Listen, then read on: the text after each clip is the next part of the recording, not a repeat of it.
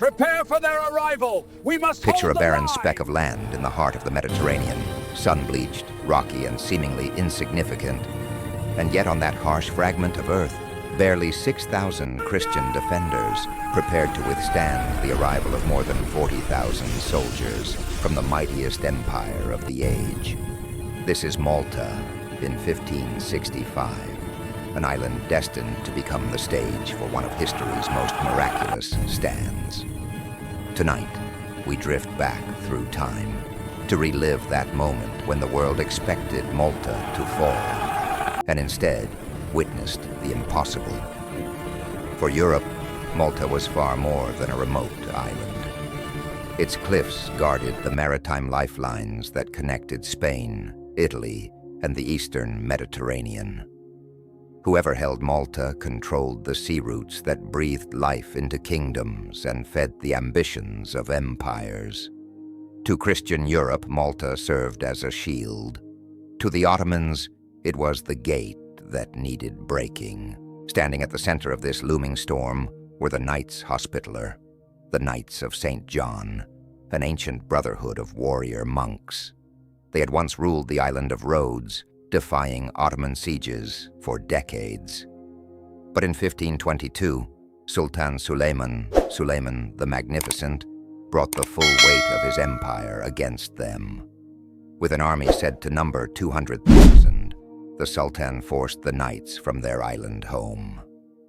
Homeless, they wandered from court to court until Emperor Charles V granted them Malta in 1530.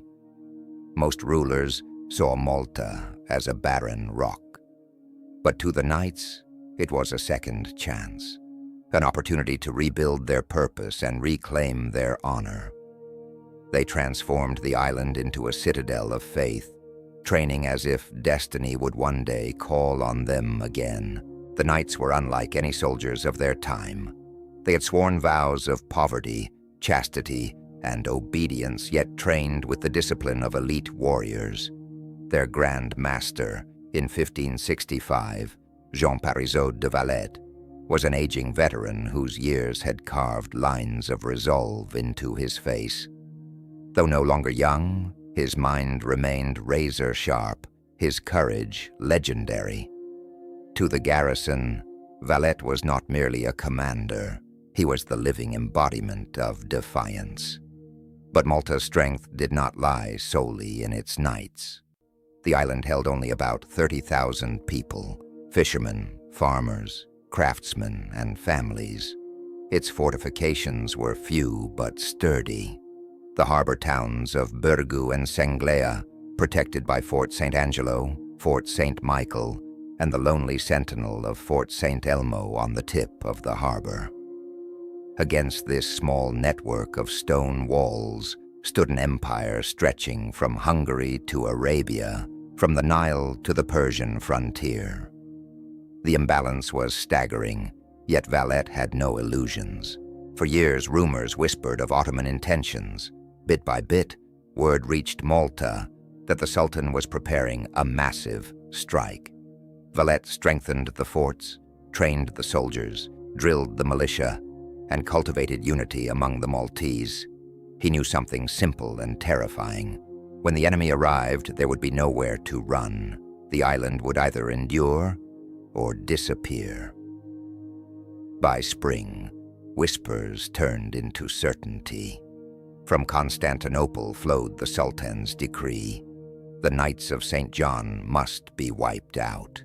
Their stronghold must be shattered, their presence erased, just as they had been driven from Rhodes. In the shimmering palaces of Constantinople, Suleiman the Magnificent sat at the heart of the empire.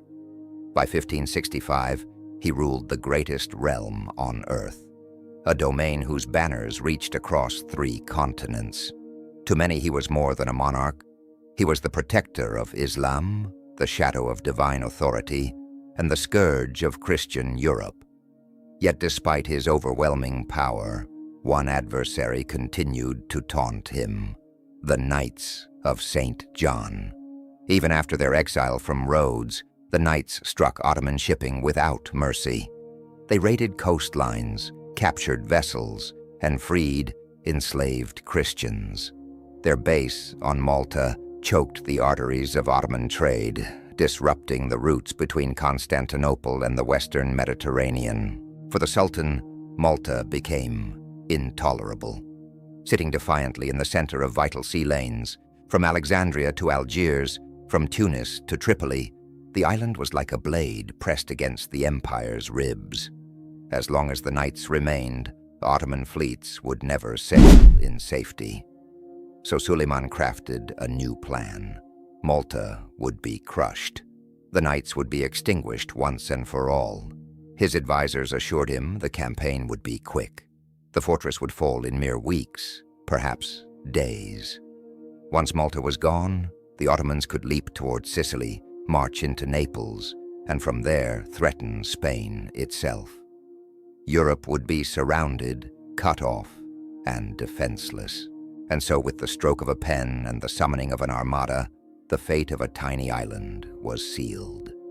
Malta stood alone, outnumbered, outmatched, and surrounded, yet preparing to defy the greatest military machine on Earth.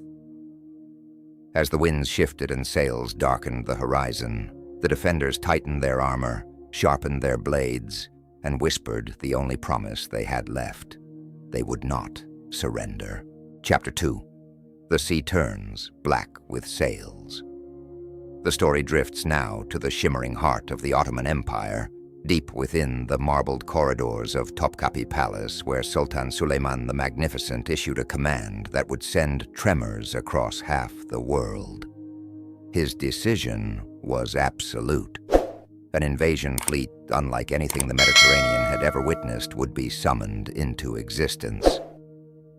In those candle-lit halls, maps were unfurled, generals consulted, and orders whispered with the weight of destiny. The Sultan placed the navy under the seasoned eye of Admiral Piale Pasha, a commander whose victories over Venetian and Spanish forces had already carved his name into maritime legend.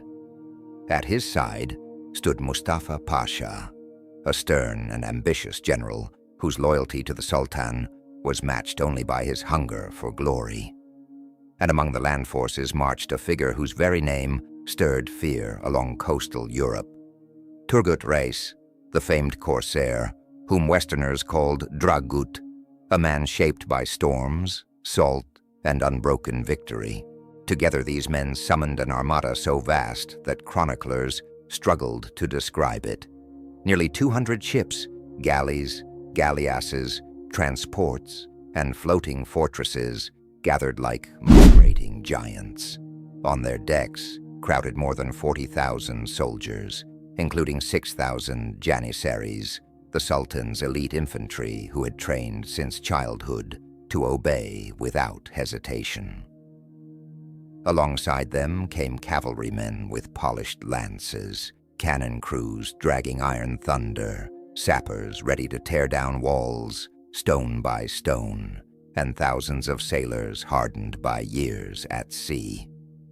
All of it converged for a single purpose: the destruction of Malta. Across the sea, the tiny island prepared for the storm. Malta had barely 9,000 defenders, a number so small against the Ottoman tide that it seemed almost symbolic, a candle confronting the night.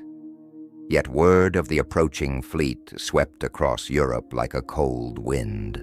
In Rome, in Madrid, in the courts of France and the merchant palaces of Venice, rulers whispered nervously. If Malta fell, nothing would prevent the Ottomans from sailing deeper into the continent. Even the papacy trembled.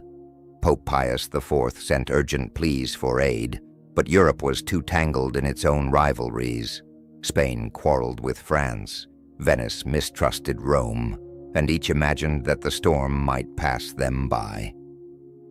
Thus Malta, small and stony and proud, would have to stand alone at the beginning.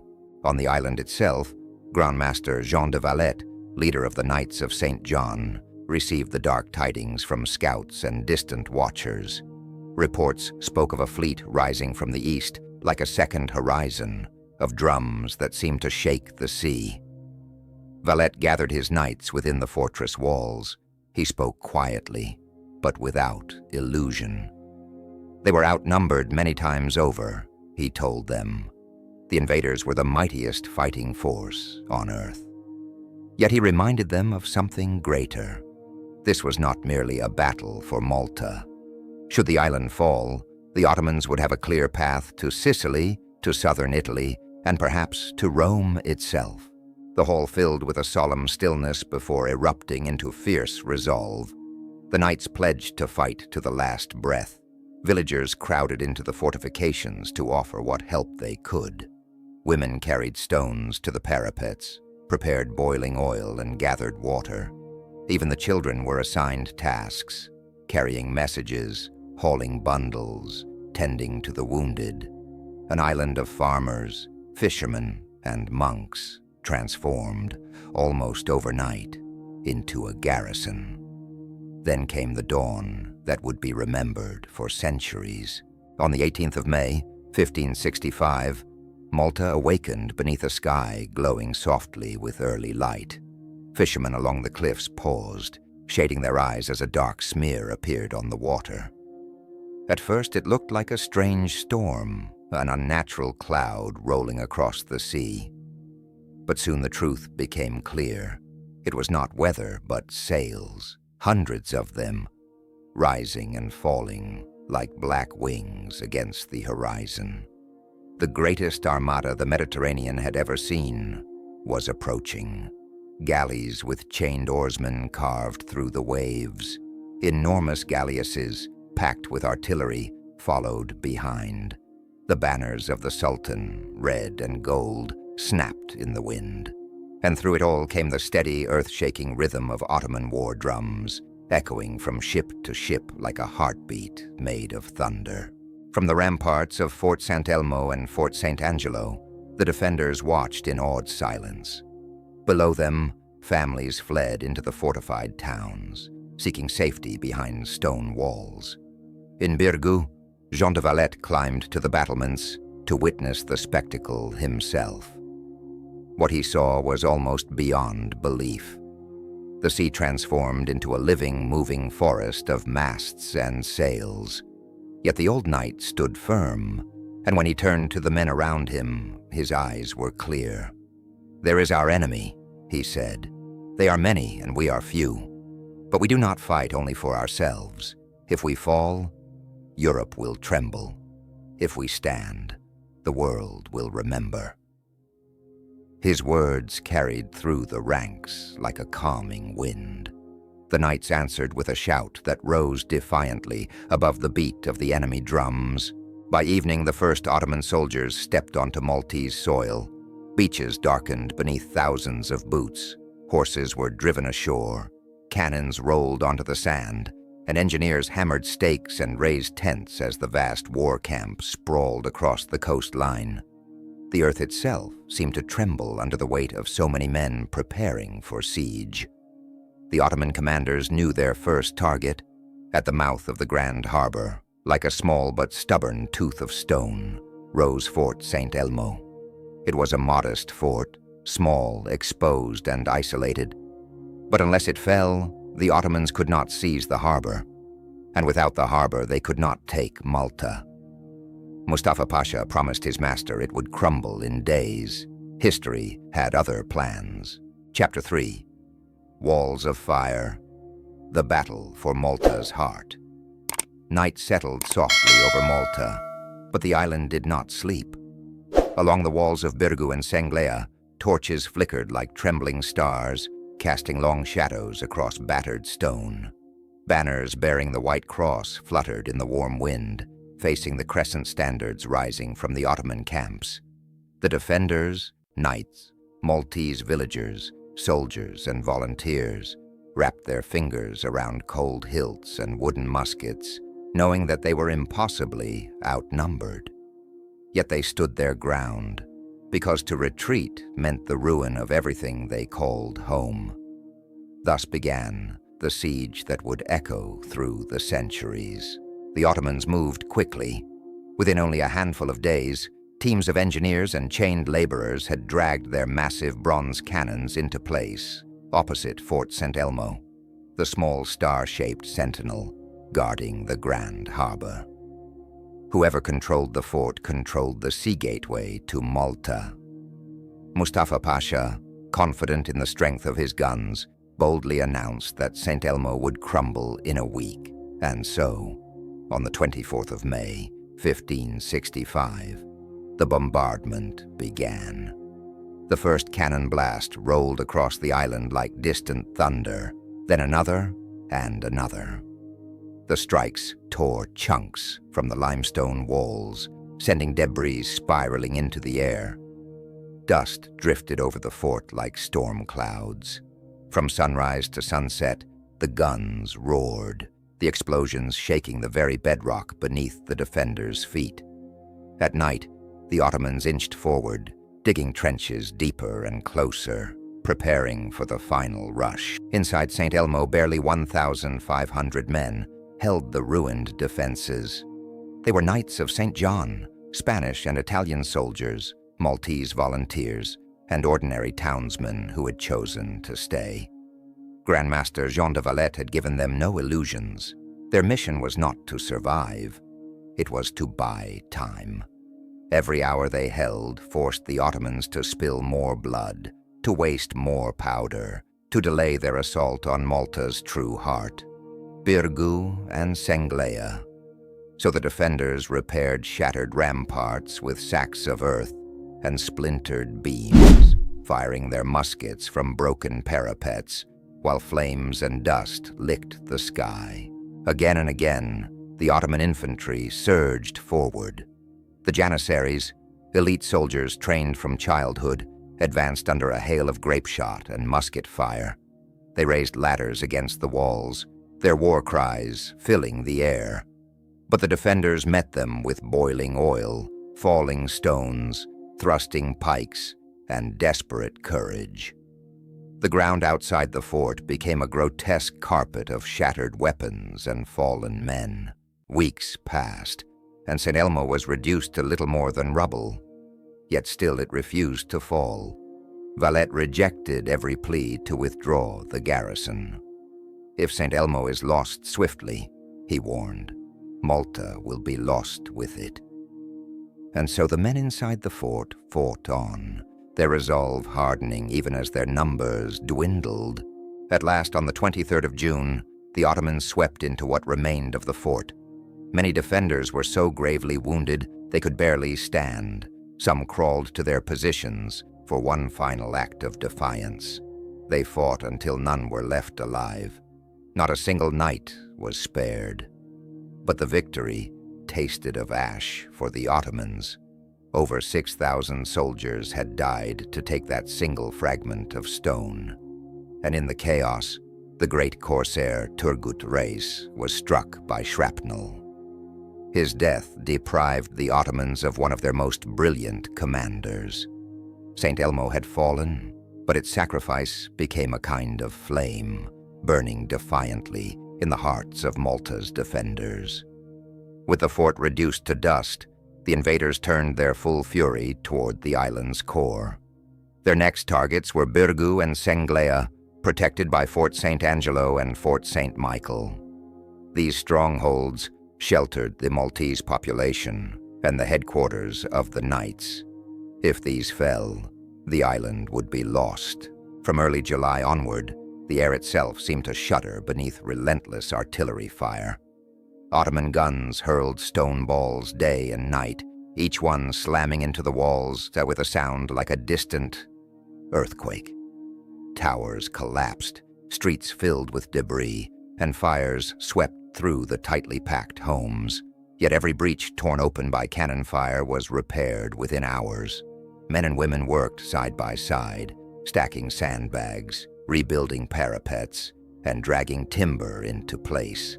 Some patched the walls while others fought above them. Wave after wave of Ottoman soldiers stormed the breaches. Janissaries shouted as they charged, their armor flashing in the sun.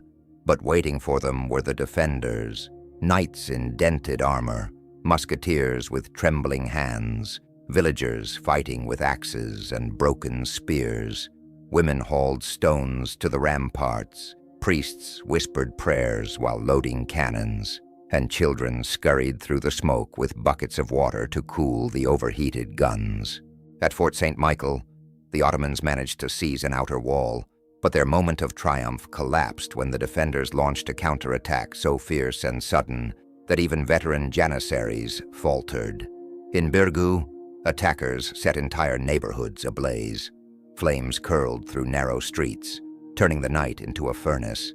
But the Maltese fought through fire and ash, driving their enemies back with a determination that refused to break. What followed was a slow, grinding struggle, a war of inches. For every stretch of ground the Ottomans gained, they paid with hundreds of lives. For every tower that fell, the defenders raised a new barricade. The tiny island, battered and burned, clung to survival with stubborn tenacity. By August, the Ottoman army was bleeding heavily. What they had believed would be a swift conquest had dissolved into a suffocating nightmare. The summer heat baked the camps, food rotted, water grew scarce, and disease spread like a shadow through the ranks. Thousands lay sick or dying. But inside the shattered walls of Malta's forts, the defenders suffered just as terribly. Ammunition ran low, supplies thinned, and every day claimed new victims. Still, their resolve did not break. Jean de Valette, 70 years old and clad in full armor, walked the ramparts daily, offering calm words to exhausted soldiers. "We are the shield of Christendom," he reminded them. "As long as we draw breath, Malta will stand." The Ottomans responded with fury, unleashing massive assaults on St. Michael and the walls of Birgu. Waves of soldiers crashed against the defenders like a living tide, and the fate of Malta hung in the balance. Chapter 4. When hope arrives over the horizon. The siege had reached its breaking point, and the fortress walls of Birgu trembled under the weight of ceaseless assault. There came a moment so desperate that the seasoned warriors doubted whether the sun would rise on another day of resistance. The defenders were forced so far back that the very heart of the city lay exposed, and in that dire hour, Grandmaster Jean de Valette stepped forward. Not as an old man of 70, nor as the distant commander of a religious order, but as a warrior standing shoulder to shoulder with his struggling soldiers. He seized a pike, lifted it high, and charged into the chaos. His sudden presence surged through the defenders like a spark, setting dry grass ablaze. Exhausted men who could barely stand found themselves roaring forward again, pushing the invaders from the breached walls. The sight of their aging leader fighting in the dust and smoke reminded them why they had held on so long. Valette's courage became their shield. Across the sea in Sicily, word of Malta's suffering had stirred reluctant allies to action at last. For weeks, political quarrels and uncertainty had stalled them. But now, Spanish tercios and Italian companies were gathering on the shores, preparing their ships. Relief was coming, slowly, hesitantly, but coming nonetheless. All the defenders had to do was endure a little longer. For the first time, the Ottoman camp showed visible cracks. The endless losses at Fort St. Elmo still haunted their ranks. The death of Turgut Reis, their brilliant corsair commander, cast a shadow over every plan. Hunger gnawed at the soldiers. Disease crept through the tents. Mustafa Pasha and Piali Pasha quarreled with growing hostility, each blaming the other for the grinding stalemate. What had been expected to take days had stretched into months. By late summer, the once invincible Ottoman war machine was draining away. Men collapsed from exhaustion under the blazing heat. Horses died in the fields. Supplies rotted. And still the walls of Malta remained defiantly standing. Then, just as hope seemed spent, a whisper traveled through the battered forts. Sails had been sighted, At first, the defenders feared it was another Ottoman squadron, but as sunlight caught the distant shapes, the truth became clear. The banners belonged to Sicily. A relief force of nearly 8,000 soldiers had arrived at last. For men who had weathered 3 months of unbroken siege, the sight was like a cool wind after suffocating heat, a quiet promise that their agony had not been in vain. The Ottomans, seeing those same sails, felt doom settling upon them like a weight. Valette wasted no time. He sent word throughout the shattered strongholds that the moment had come to strike. Men who could barely lift their weapons forced themselves upright. Side by side with the newly arrived reinforcements, they surged out of Birgu and Senglea in a sweeping counterattack that rolled across the Ottoman trenches like a sudden storm. The invaders were stunned. Their carefully dug fortifications became traps as Christian soldiers poured over them. Janissaries, once feared across continents, faltered beneath the combined fury of fresh troops and defenders who had nothing left to lose. Cannons that had hammered Malta's walls for months were seized and turned back upon their former masters. Confusion rippled across the Ottoman camp. Orders contradicted one another. Officers shouted in panic. Some units broke and ran. Others fought blindly, not knowing what direction safety lay. Many simply collapsed from exhaustion where they stood. What had begun as a triumphant invasion now dissolved into chaos. At last, realizing the battle could no longer be won, and fearing rumors that even more Christian reinforcements were on their way, Mustafa Pasha gave the order to retreat. The great armada that had once darkened Malta's horizon now scrambled to escape it, abandoning guns, supplies, and countless dead. When the last ships disappeared toward the east, an eerie stillness settled over the island. Malta was devastated. Homes were nothing but charcoal husks. Churches lay in ruins. The forts that had once gleamed with pride now stood as fractured skeletons of stone. Thousands of Maltese and knights had given their lives, and yet the island remained free. Across Europe, church bells rang until their ropes frayed. News of the victory spread from port to palace. The tiny island that had been expected to fall in days had not only survived, but had defeated one of the greatest military forces the world had ever known. To many, it seemed less a victory of arms and more a miracle of endurance. For the Ottoman Empire, the cost was staggering. Tens of thousands of their best soldiers lay dead. The loss of Turgut Reis alone was a wound few could ignore. Their dream of conquering Malta and using it as a gateway into Italy and Spain crumbled into dust. Never again would they attempt such a massive campaign in the Western Mediterranean. For the Knights Hospitaller, the siege became their immortal story. Jean de Valette emerged from the ruins a hero. In his honor, a new city was built upon the peninsula overlooking the harbor, Valletta, which still bears his name and stands as a monument to resilience. The Siege of Malta would be remembered not merely as a confrontation between armies, but as a turning point in the history of two worlds, a testament that numbers alone cannot decide destiny. That stubborn resolve, unity of purpose and faith, whether spiritual or simply faith in one another, can shift the course of history. The broken stones of Fort St. Elmo, the scorched walls of Birgu, and the ancient bastions of St. Michael whisper the same truth even now. Some places refuse to fall, and so the story of Malta, forged in fire and courage, became legend. A soft echo carried through time, reminding all who hear it that even the smallest island can stand unbowed against the storms of empire. My final thoughts. As the dust of the siege finally settled over the scorched stones of Malta, What remained was not simply the memory of a military triumph, but the quiet proof of what human resilience can achieve when pushed to the very edge. The knights, the civilians, and the untrained defenders who stood against overwhelming force were not driven by superiority or numbers. They were driven by conviction. Their story reminds us that history is often shaped not by empires, but by those who refuse to give in when surrender feels inevitable.